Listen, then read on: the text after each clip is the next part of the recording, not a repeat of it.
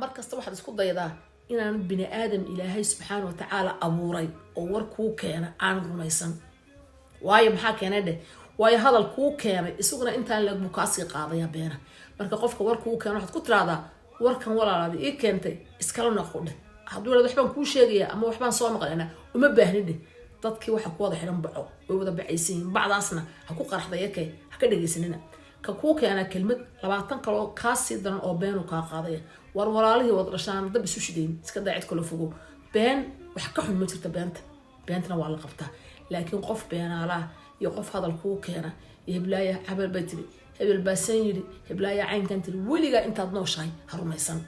intaa uu kuu keenay in ka badan buu kusii darayaa wada beena qofka hadal kuu keenay ku taada uma baahna walaalay adigu hadduu ku anfacayo ka qaadinta wanaagsan inta xunna hayso inta isku hayso ku laakiin don't believe ha rumaysan intaad nooshiin